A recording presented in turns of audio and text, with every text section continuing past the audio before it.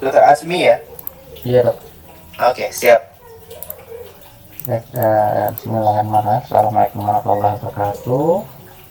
Mari kita mulai diskusi topik hari ini dengan baca doa doa doa doa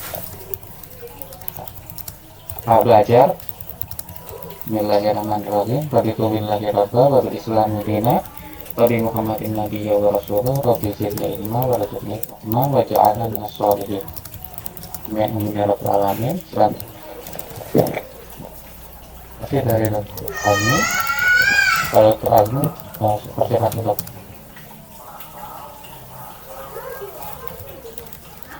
Baik, bismillahirrahmanirrahim.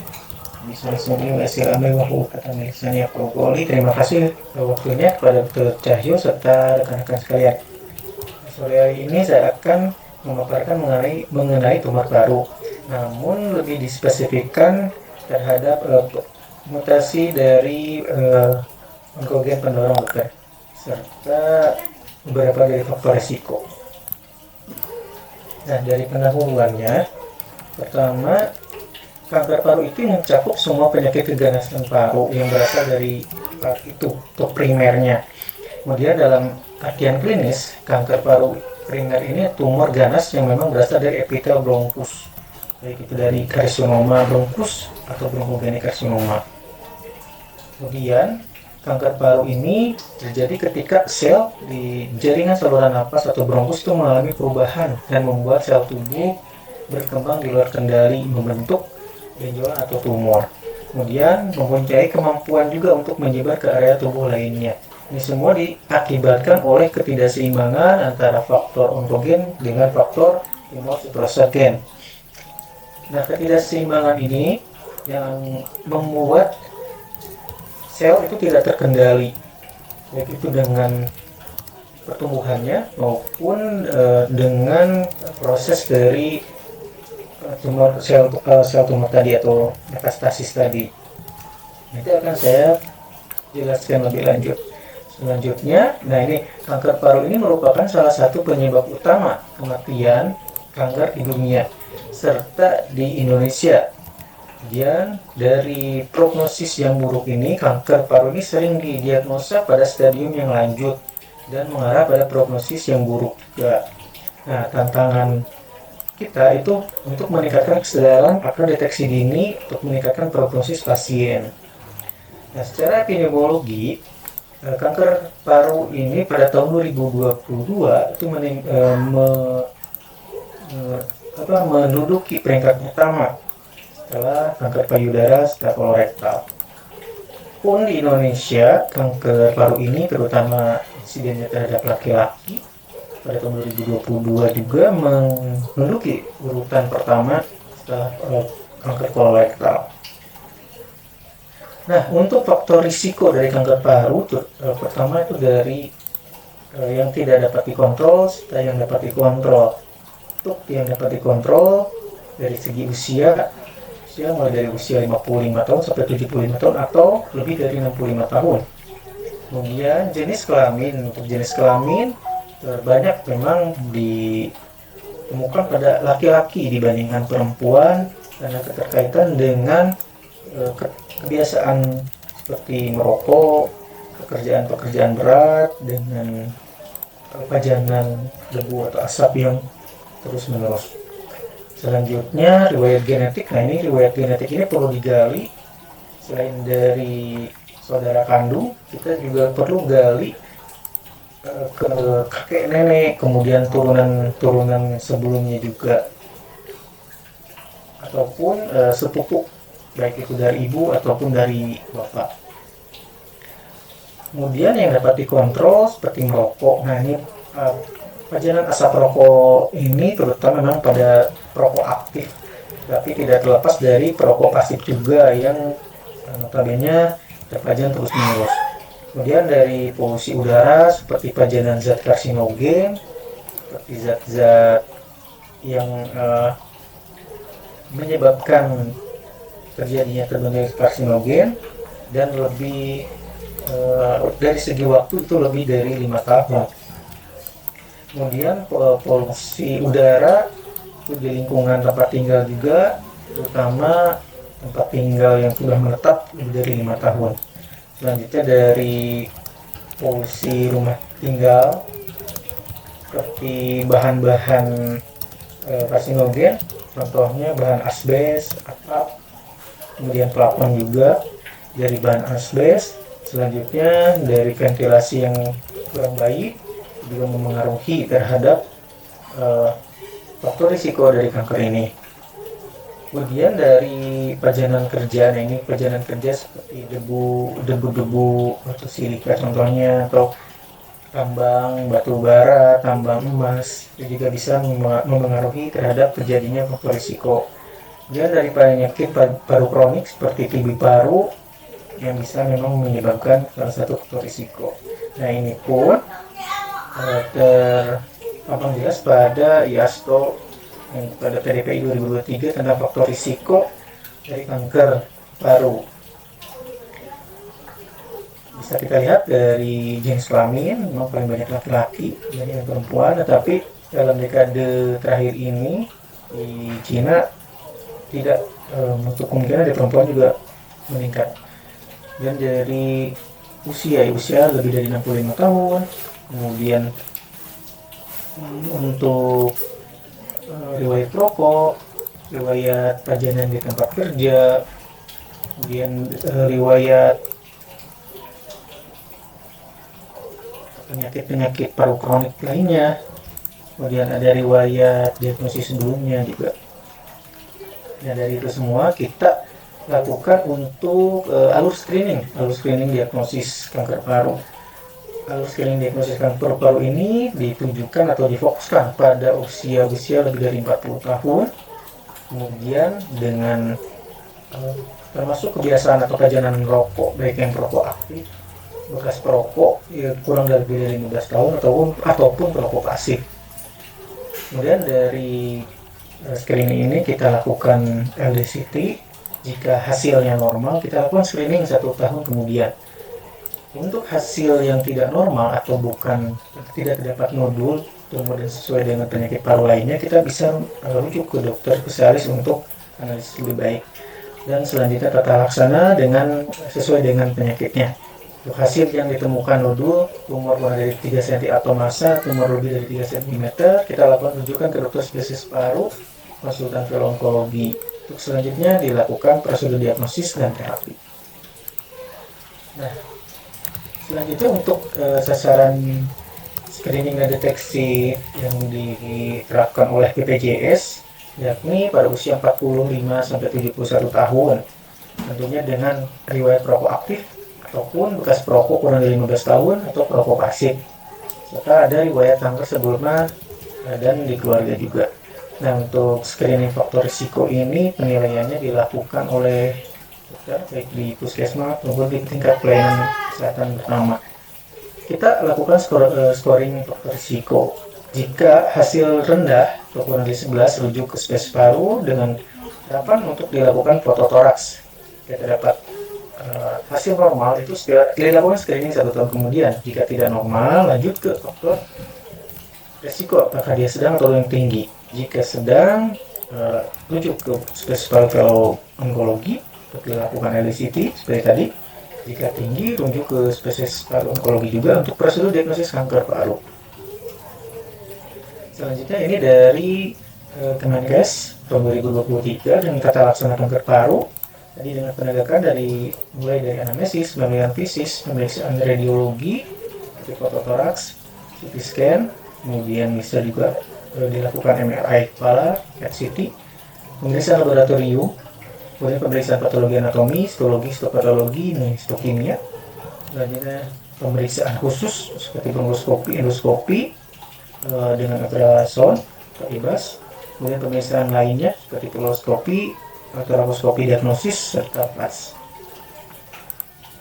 Nah, yang selanjutnya ini adalah gejala yang paling umum ditemukan pada pasien kanker seperti gejala respirasi, batuk-batuk yang terus-menerus dengan pola perubahan batuk seperti batuknya menjadi sesak darah, kemudian sesak nafasnya sangat progresif, serta ada nyeri dada dan tidak hilang dengan posisi atau perubahan posisi.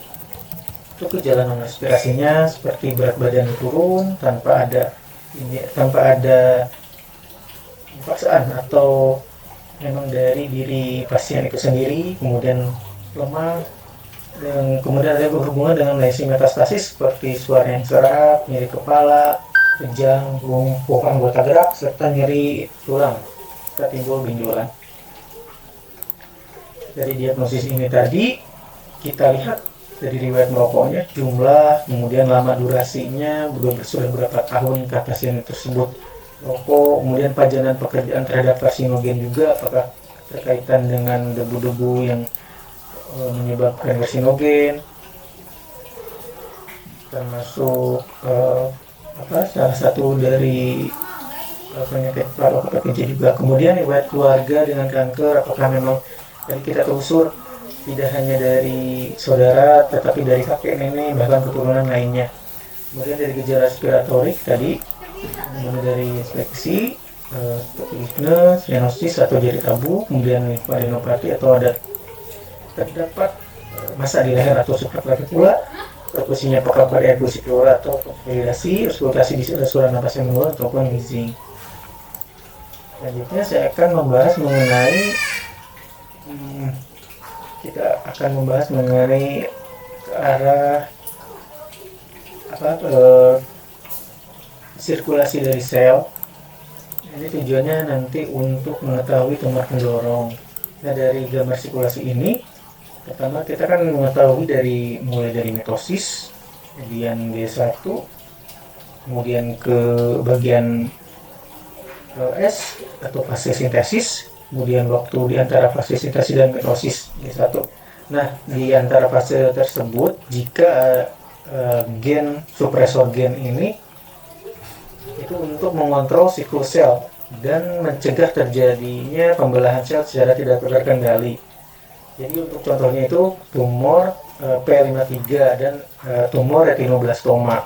Nah, P53 ini di siklus sel tersebut ini fungsinya tadi mencegah pembelahan secara tidak terkendali. Apabila tuh sel menekan gen tumor ini terjadi mutasi, sebetulnya dari tubuh sendiri itu bisa memperbaiki dengan menghadirkan P21 supaya tidak terjadi mutasi dari P53. Nah, selanjutnya tadi kan perbedaan dari tumor supresor gen dan proto-onkogen. Nah, untuk proto-onkogennya ini merupakan bentuk dari gen mutasi, contohnya seperti gen EGFR, KRAS, seperti itu. Nah, itu tujuan kita mempelajari ini. Baik, selanjutnya kita pelajari dari karsinogenesis, jadi perubahan genetik awal selnya itu dari yang normal sampai ke terjadinya kanker, sama dari terjadi promosi. Nah, promosi ini dari bahan-bahan kimia atau zat karsinogen tadi yang terus-menerus terpajan, kemudian diinisiasi. Nah, dari bahan inisiasi tersebut sebetulnya ada perbaikan dari tubuh seperti perbaikan DNA. Nah, tapi jika perbaikan DNA tersebut tidak terjadi secara menyeluruh, itu terjadi fase promosi. Nah, fase promosi ini terjadi proliferasi sel. Jadi sel itu mengalami inisiasi berkembang dan bertahan hidup yang lebih lama. Kemudian dari fase promosi ini sebetulnya sel tubuh itu bisa melakukan apoptosis sel supaya tidak terjadi perkembangan yang lebih lanjut lagi. Nah, selanjutnya itu terjadi fase proliferasi sel jika tidak terjadi apoptosis. Jika tidak terjadi apoptosis, proliferasi sel yang kemudian jika terjadi terus-menerus itu akan jadi progresif. Jadi progresif itu selnya menjadi ganas dan bisa mempunyai kemampuan untuk invasi keluar dari sel primernya tersebut. Nah, selanjutnya ini gambaran siklus Hamak.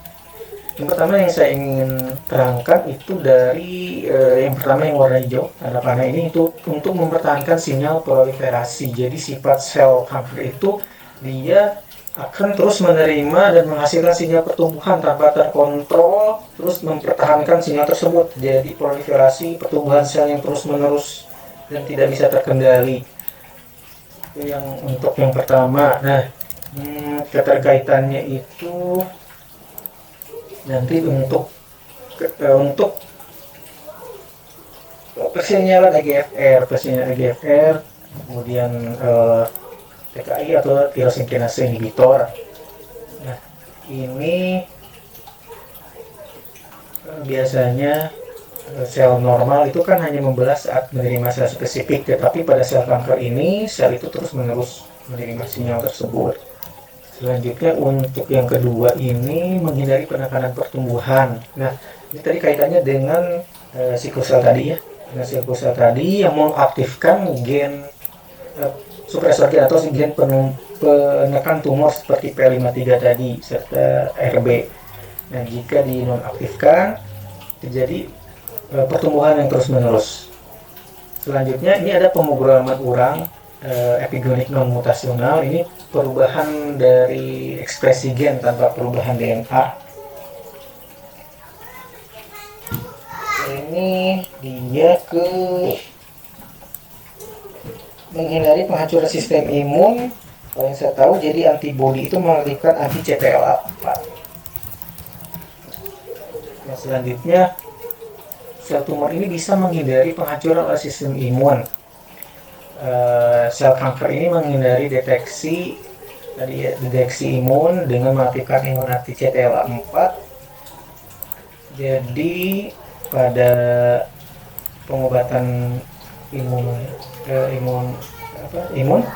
itu kan ada PD1, PDL1 serta CTLA4. Nah, ini CTLA4 ini untuk fungsinya pengereman terhadap sel kanker tadi.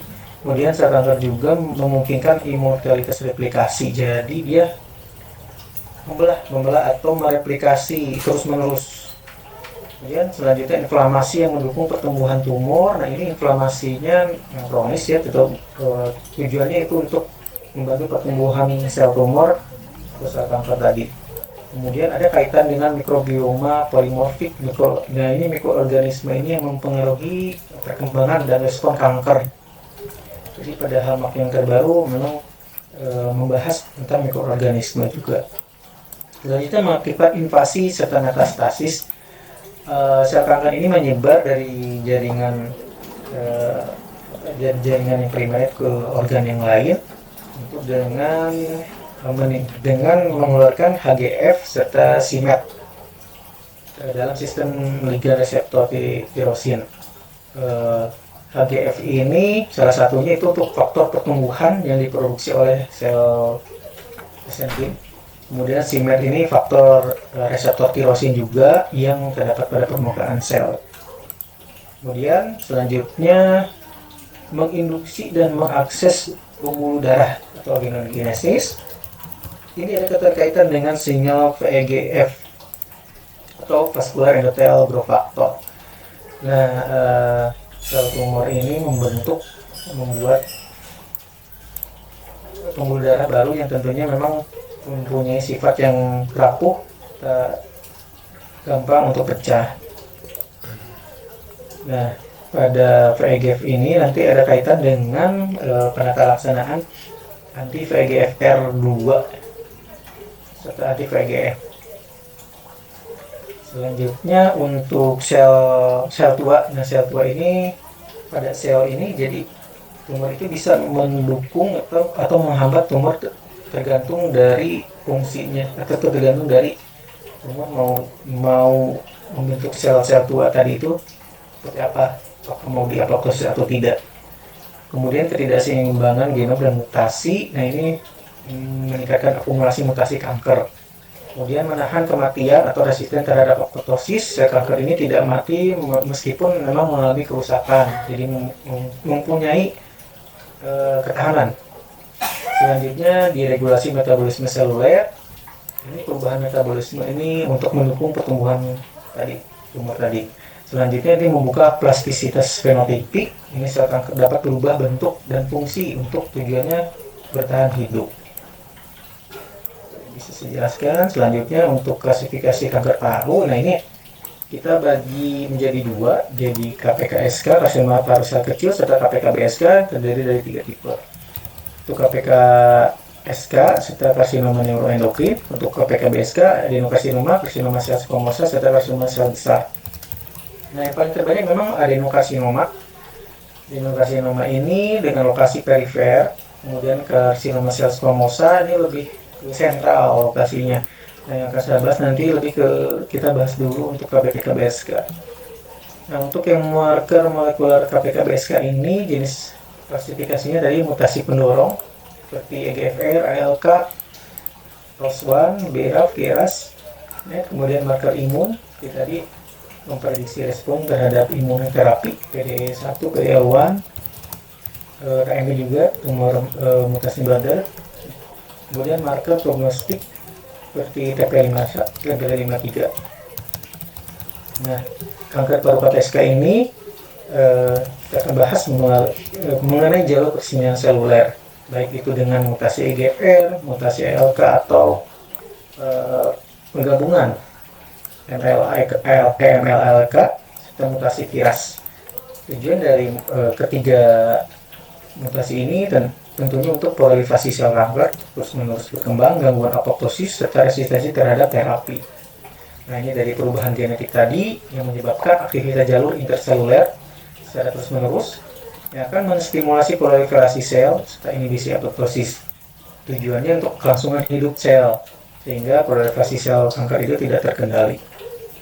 Untuk onkogeni mutasi pendorong pada KPK-BSK itu untuk mengidentifikasi kanker paru dengan karakteristik molekuler tertentu.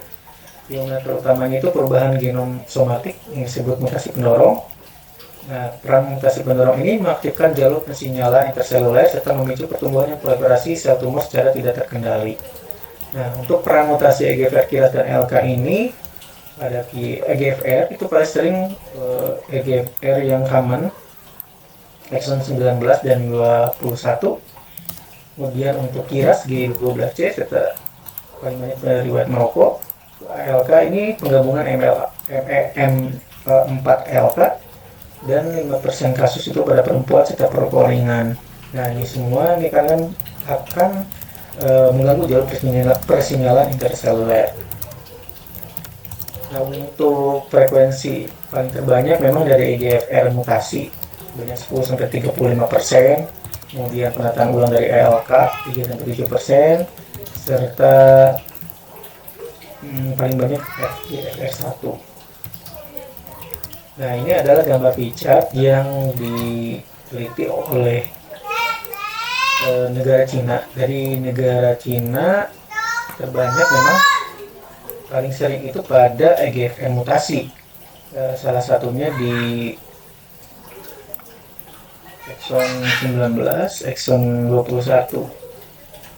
Selanjutnya untuk yang B sama juga, yang paling banyak itu di mutasi EGFR yang common.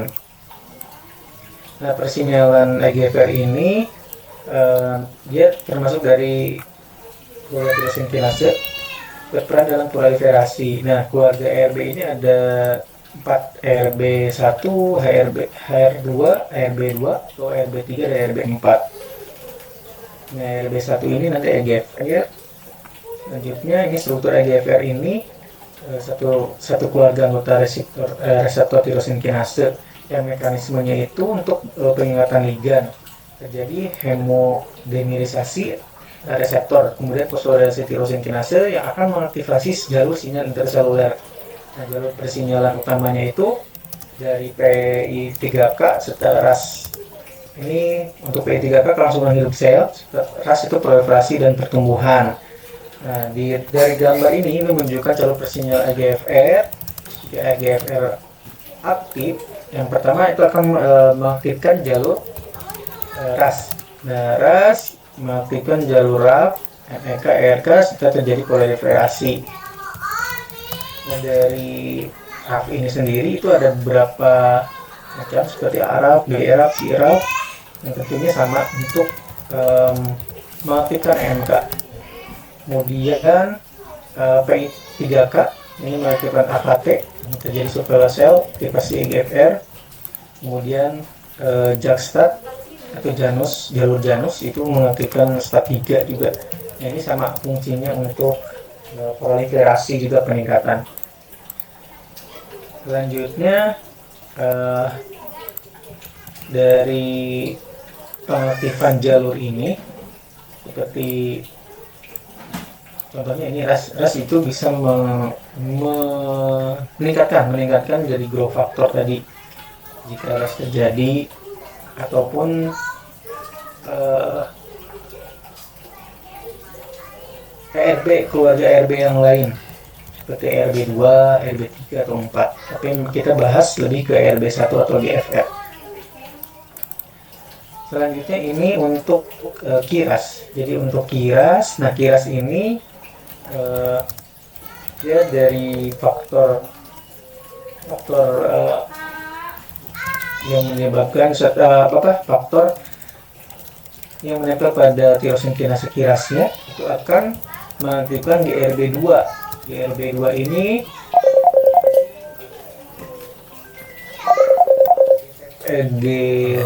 GTP menjadi aktif. Ya.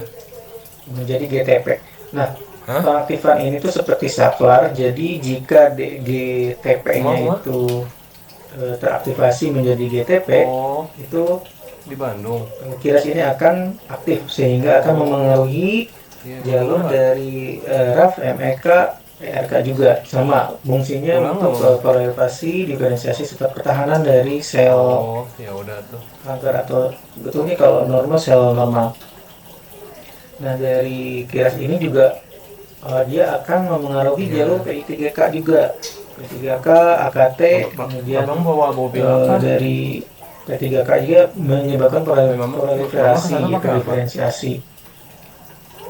Kemudian selanjutnya jalur ALK. Nah, untuk jalur ALK ini atau penggabungan ML4 ALK, jadi ada beberapa jalur yang akan diaktifkan seperti jalur RAS, Janus, kemudian PI3K, Di rumah. kemudian PLC gamma.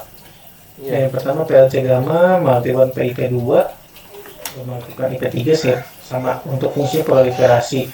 Pun dengan RAS, RAF1, MEK1, 2 mengaktifkan jalur MAPK untuk proliferasi sel juga. Untuk Janus dia mengaktifkan STAT, PEGF tadi yang untuk angiogenesis serta proliferasi di sel juga.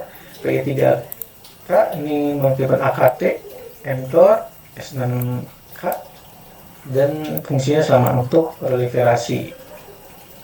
Nah, untuk kesimpulannya ini GFR KIRAS ALK ini bagian dari jalur transduksi sinyal yang mengatur proliferasi, diferensiasi, kelangsungan hidup, dan migrasi sel. Mutasi KIRAS ini menyebabkan proliferasi sel yang tidak terkendali, resistensi terhadap apoptosis dan tumorigenesis. Kemudian jalur ALK ini mengaktifkan sinyal hilir EGFR dan KIRAS. Terima kasih. Baik, terima kasih atas presentasinya. Ini yang sangat menarik dan informatif. Selanjutnya kita ke sesi tanya jawab. Kita rekan P3D. Jika ingin bertanya, silakan angkat.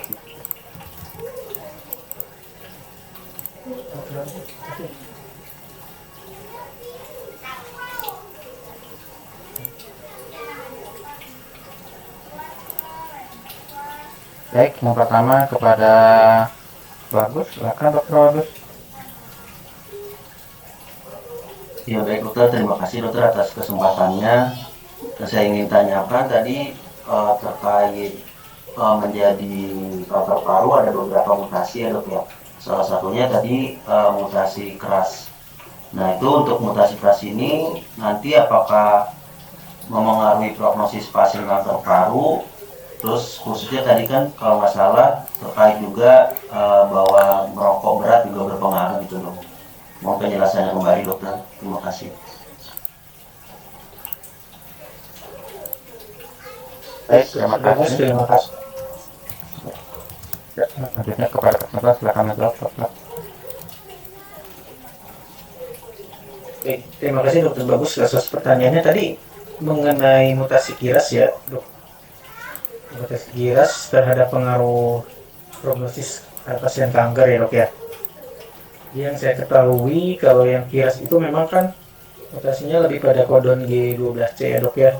Nah, ini keterkaitan dengan merokok dengan prognosis yang memang buruk juga, Dok. Nah, pada mutasi ini itu menyebabkan aktivasi jalur tadi, Dok, jalur proliferasi serta kelangsungan hidup MAP serta PI3K. Nah, tentunya ini akan menyebabkan perkembangan tumor serta resistensi terhadap terutama terhadap terapi dari EGFR tadi, dokter. Jadi seperti itu, Dok. Jadi jika terdapat mutasi dari GFR, kita perlu curiga terhadap mutasi KIRAS, Dok. Seperti itu, Dok. Terutama untuk terapi EGFR yang resisten gitu, Dok. Terima kasih, dokter.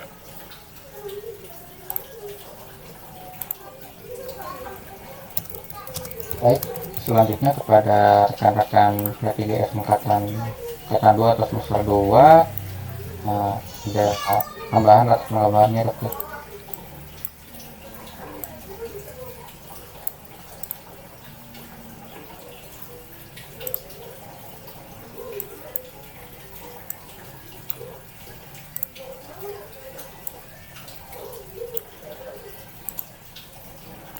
Sekali lagi kepada kan PPDS angkatan 2 atau semester 2, ada tanggapannya untuk tambahan?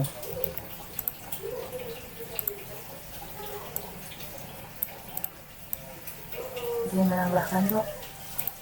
Baik, Jadi tadi itu untuk mutasi KIRAS itu yang paling sering ditemukan itu pada terutama pada KPK-BSK, terutama yang tipe adenokarsinoma paru. Dengan biasanya itu kalau diperiksakan paling banyak angka kejadian itu ditemukan pada adenokarsinoma paru. Seperti itu, Dok. Terima kasih. baik, terima kasih. Selanjutnya ada tambahan lagi dari angkatan 2 atau semester 2? Baik, jika tidak ada, kepada dari semester 3, Ya, ada izin tambahan? moderator.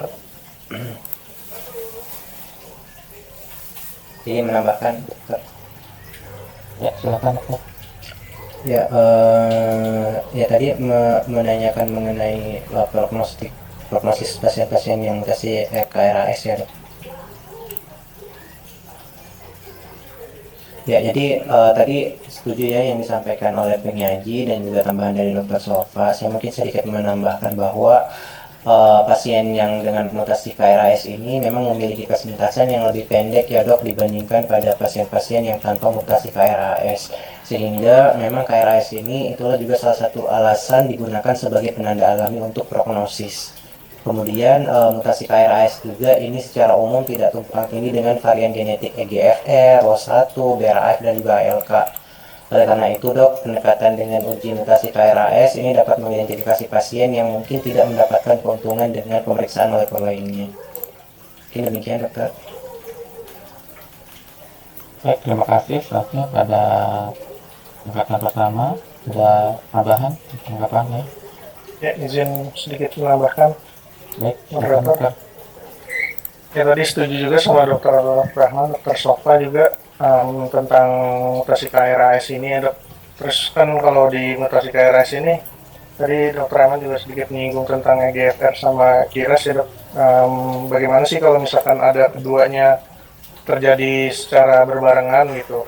Kalau KRAS-nya EGFR positif terus kita berikan pengobatan, dia tidak merespon. Nah, itu kemungkinan kan ada hasil yang KRAS-nya juga positif kalau diperiksakan di NGS-nya, Dok. Nah, kalau kondisinya kayak gitu, ada GFR positif, KRAS positif, itu kalau yang saya tahu itu kita nggak bisa berikan EGFR yang TKI. Kalau misalkan KRAS positif, jadi mungkin nanti langsung ke kemoterapi sistemik. Sama kalau misalkan EGFR positif tapi KIRAS-nya negatif, baru kita bisa memberikan EGFR TKI-nya, Dok. Mungkin itu sedikit tambahan dari saya, Dok. Terima kasih. Terima kasih. Apakah ada tanggapan atau tambahan yang lain? Ya dok, setuju sama yang lain dok, karena kembali lagi ini kan mutasi KRAS. Biasanya kalau di rumah sakit yang kita cek itu adalah mutasi EGFR dan ALK, sehingga memang sudah ada terapi targetnya di Indonesia. Sementara kalau KRAS akan lebih buruk karena kembali lagi kalau yang EGFR ALK itu kan ada TKI, kalau yang KRAS ya di Indonesia nggak ada anti KRAS kayak saturasi atau ada grasif dok, tadi saya cari. Jadi kalau dulu itu KRAS itu dianggap undruggable atau dengan prognosis yang lebih buruk daripada yang lain karena dia tidak ada obatnya sendiri. Kalau ada obatnya yang pasti prognosis akan lebih baik daripada kanker-kanker yang tidak ada terapi targetnya seperti itu.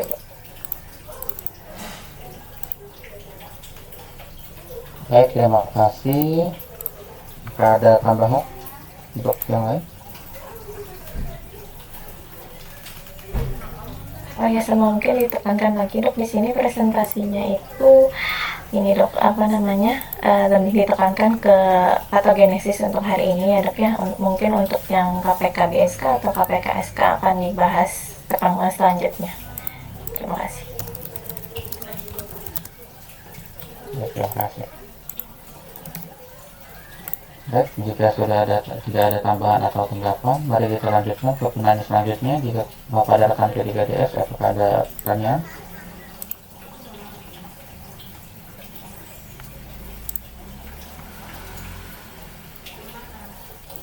Baik, kepada Dr. Ben, silakan dokter. Ya, terima kasih moderator. Izin bertanya kepada Dr. Azmi, apa arti penting rearrangement ALK dalam kanker paru dan bagaimana hal ini mempengaruhi keputusan pada pengobatan? Terima kasih.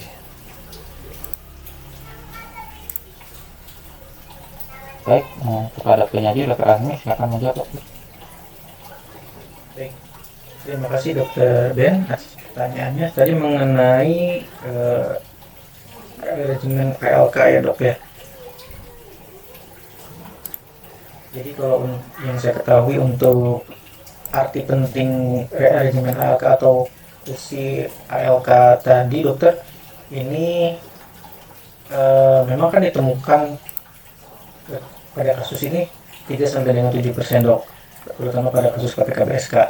Nah, pada ALK ini lebih banyak ditemukan pada pasien-pasien yang non perokok juga dok. Kemudian untuk keputusan terapinya dok, untuk keputusan terapi pada ALK ini, karena kan pada ALK ini mengaktifkan jalur sinyal onkogenik dok, seperti tadi ya sama MAPK, PI3K, pengaktifan AKT juga dok, sehingga untuk terapinya itu inhibitor ALK. Nah, inhibitor ALK ini yang gen 1 nanti akan dilanjutkan lebih lanjut ya. Tapi untuk pengetahuan kita, ALK yang generasi 1 seperti crizotinib dok. Nah, crizotinib ini salah satu pilihan terapi efektif untuk pasien.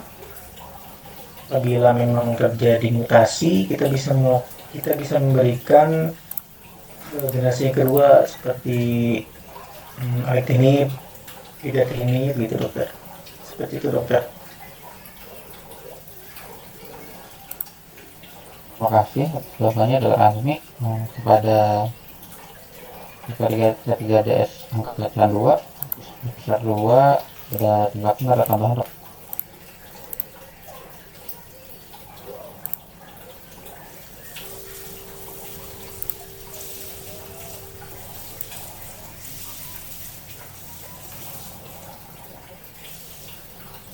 Sekali lagi kepada P3DS angkatan 2 semester 2 tidak tambahan dokter?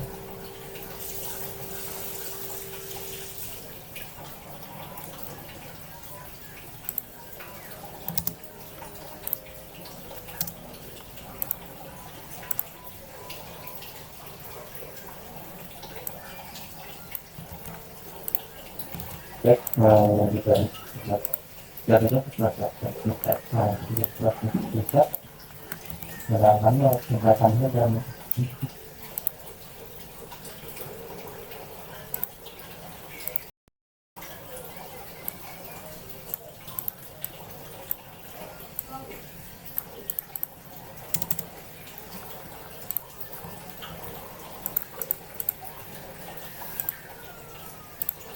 Baik, Pak Burhan, mari kita dengarkan. Izin dok, Izin. tadi sempat nanya ke angkatan sekretariat. Iya, para moderator tidak kedengaran dok. Suaranya nggak kedengeran soalnya. Maaf. Baik. Apakah ada tambahan dari angkatan 1, Bapak? Oh iya, tadi kan nanya tentang rearrangement ALK ya dok ya. Intinya sebenarnya kenapa kita harus mempelajari semua mutasi driver ini dari dia fase interfase yang tadi yang G sampai S sampai mitosis, terus nanti terjadi mutasi dan lain-lain. Itu kan sebenarnya intinya kita mau mengetahui apakah ada terapi target dari tata laksana yang nanti kita akan lakukan. Contohnya pada rearrangement ALK tadi sudah diberitahu oleh presentan. Kenapa kita harus tahu ada rearrangement ALK? Karena nanti kita akan memeriksakan itu. Gunanya nanti kita akan memberikan si anti ALK tersebut yang ALK TKI-nya. Jadi terapi utamanya nanti adalah ALK TKI, bukan kemoterapi. Kayak generasi 1 ada krizotinib, generasi 2 ada alectinib, generasi 3 ada lorlatinib dan lain-lain. Nah, hubungannya juga ke prognosis. Kalau dulu sebelum ada ALK inhibitor, prognosisnya tentu saja buruk karena memakai kemoterapi saja. Setelah ada ALK TKI, survivalnya meningkat, progression free survivalnya lebih panjang dan kontrol metastasik otaknya itu akan lebih baik. Nah, jadi prognosis sekarang itu akan lebih baik jika dia terdeteksi daripada dia tidak terdeteksi ALK. Tapi biasanya ALK itu kita periksakan setelah kita periksakan EGFR. Enggak langsung kita EGFR kita periksakan, ALK kita periksakan kalau di rumah sakit, mungkin karena terkendala biaya kali ya dok. Ya jadi kalau di rumah sakit RSPG itu misal kita sudah tahu dia ada adenokarsinoma, kita langsung periksakan EGFR, tapi di pengantarnya langsung saya tulis jika EGFR negatif periksa ALK. Jadi kenapa kita penting harus tahu nih ada rearrangement ALK buat kita tahu apakah nanti kita bisa berikan TKI atau tidak, seperti itu. Nah, sama ALK positif pada KPK-WSK itu sering pada pasien-pasien dengan metastasis otak. Jadi ALK generasi terbaru sekarang setahu saya baru bisa menembus blood-brain barrier, tapi itu harus saya baca lebih lanjut lagi. Terima kasih dokter. Baik, terima kasih. Untuk angkatan pertama, apakah ada tambahan atau tanggapan lagi? Cukup dokter. Baik, itu sudah tidak ada tambahan atau tanggapan. Mari kita dengarkan arahan dan bimbingan dari Dr. Cahyo. Izin Dr. Cahyo, mohon arahan dan bimbingannya dokter. Ya, Assalamualaikum warahmatullahi wabarakatuh. Selamat sore semuanya. 10 menit lagi buka puasa ya. Oke, jadi sebenarnya kita mau bahas tentang kanker paru kan ya? Iya dok, tapi karena terlalu banyak dok, tadi saya Iya, buka PT-nya banyak banget, jadi mungkin difokuskan ke patogenesis sama screening dulu dok tadi. Nah, sebenarnya baiknya kalian bahas yang awalnya aja tentang definisi kanker paru, kemudian imunopatogenesisnya, imunologi kanker paru tuh kayak gimana, karena belum dimasukin tuh imunologi kanker parunya. Kemudian faktor resikonya gimana, terus keganasan rongga toraks itu ada apa aja sih? Keganasan rongga toraks ada apa aja? Ada tumor mediastinum dok, ada Terus coba satu, dokter Ina tadi tumor mediastinum, dokter Andrea apa dok?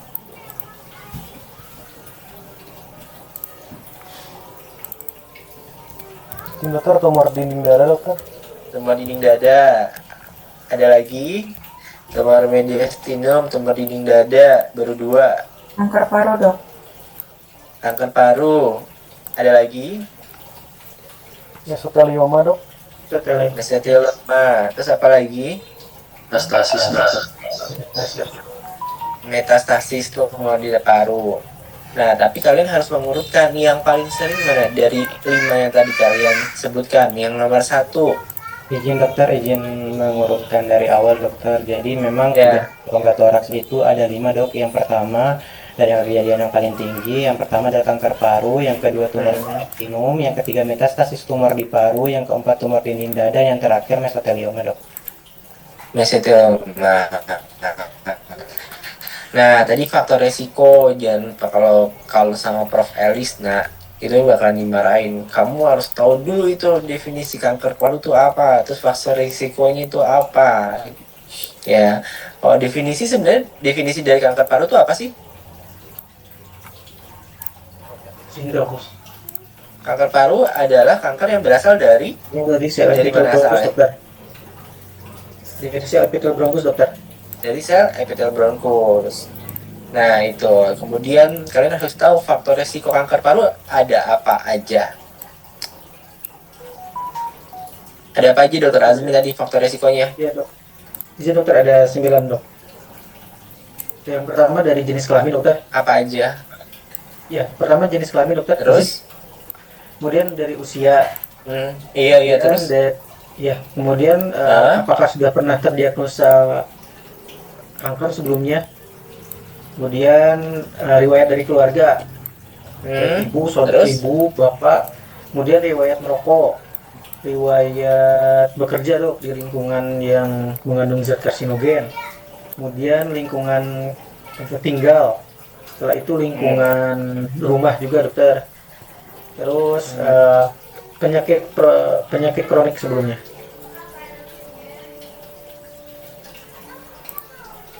Nah, sebenarnya kalian tuh cara gampangnya buat nginget-nginget faktor resiko kanker paru itu pertama dibagi dua, yang tidak dapat dikontrol dan yang dapat dikontrol.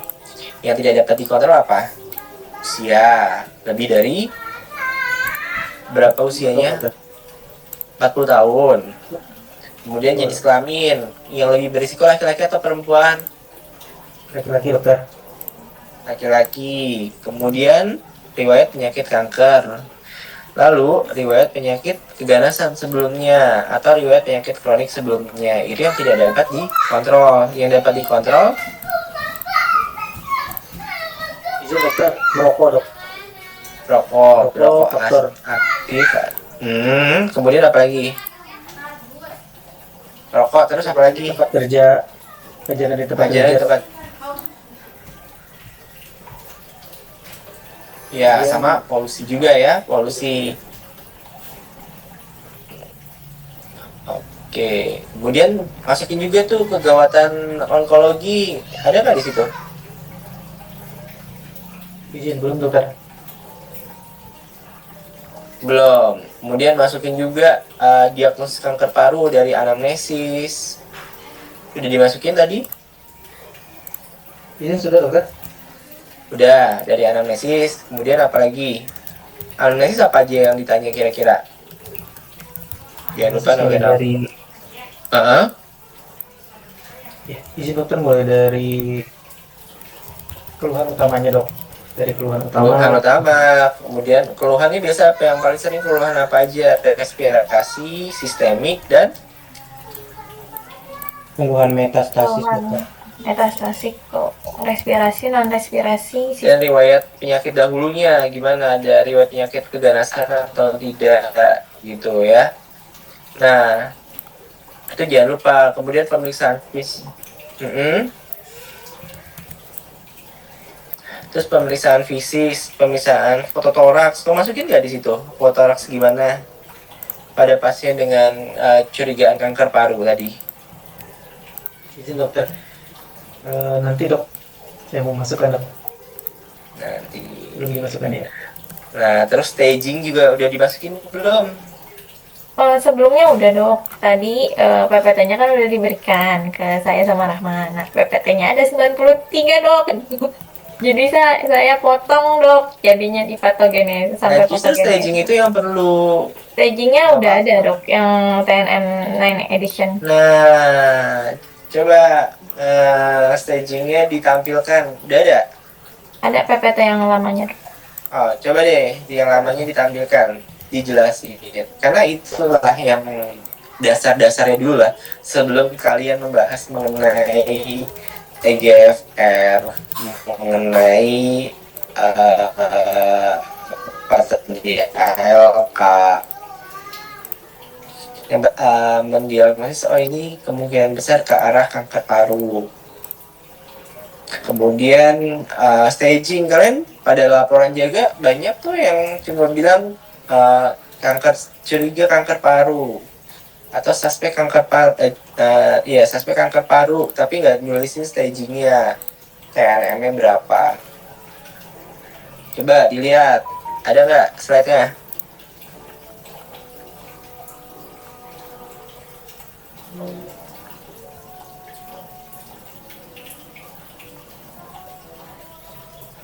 Lanjut.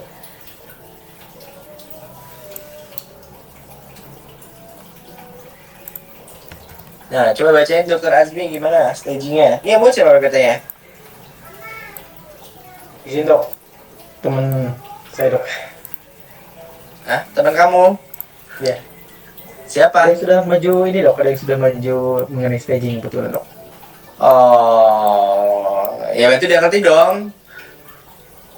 Sekarang coba Dokter Azmi jelasin lagi.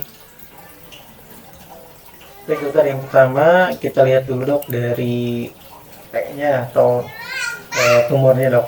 Tumornya kalau yang terbaru itu terbagi menjadi T1A, B, dan C. T1A itu jika masa tumor ukurannya kurang dari 3 cm dok. Kemudian dibagi dok 3 T1A. T1A itu kurang dari 1 cm. T1B lebih dari 1 meter, 1 cm sampai dengan 2 cm. T1C itu lebih dari 2 cm atau kurang dari 3 cm dokter. Nah, selanjutnya Terus ada T. ya dok, Lanjut. yang T2 dibagi T2 itu lebih dari 3 cm hingga kurang dari 5 cm dok. Tapi kemudian dibagi dua T2A yang lebih dari 3 cm sampai 4 cm, T2B lebih dari 4 sampai dengan 5 cm dokter. Kemudian atau tumor apapun dengan infeksi pleura visceral melibatkan bronkus utama lebih dari 2 cm dari karina. Kemudian terkait dengan telektasis atau pneumonitis obstruktif. Selanjutnya T3 ini tumornya ukuran lebih dari 5 cm atau kurang dari 7 cm, disertai dengan invasi secara langsung terutama pada pleura parietal atau dinding dada, kemudian saraf phrenikus atau vena zigot juga dokter. Kemudian invasi juga ke akar saraf torak T1, T2 dan perikardium. Untuk T3 ini nodul tumor itu menyebar di lobus yang sama. Selanjutnya T4 ini tumor yang lebih dari 7 cm. Dia berada di mediastinum atau sampai ke jantung, pembuluh darah besar, pembuluh darah subclavia, vertebra, lamina nervus cervicalis atau plexus brachialis. Terdapat nodul tumor terpisah di lobus atau ipsilateral yang berbeda dari lobus primer.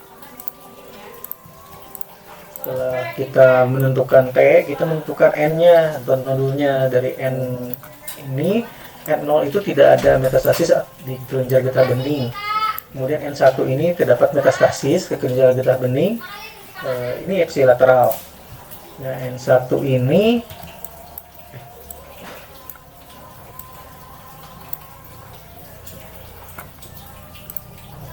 intrapulmonar cerebrovial juga dokter. Selanjutnya N2 ini metastasis kelenjar getah bening regional, khususnya berada di mediastinum. Dua dibagi menjadi N2A, ini satu stasiun kelenjar getah bening. N2B ini lebih dari satu stasiun kelenjar getah bening dok. Contohnya seperti N2B ini di bagian trakalis yang bawah, kemudian di antara akar juga. Selanjutnya N3 ini metastasis pada kelenjar getah bening, bisa dia kontralateral, kemudian ipsilateral atau kontralateral sekaligus atau supraclavicular. Untuk yang N3 ini pada pemeriksaan fisik apabila ditemukan nodul di supraclavicular, Ini bisa masuk ke N3 dokter. Selanjutnya untuk metastasis. Nah, metastasis ini penyebaran kanker ke bagian tubuh yang jauh dari lokasi asal. M1A ini tumor dengan nodul pleura atau perikardial atau effusi pleura. Jadi kita bisa menegakkan M1A. Selanjutnya M1B ini metastasis tapi di satu organ tunggal. Berarti berada di paru, kemudian ada di bagian liver.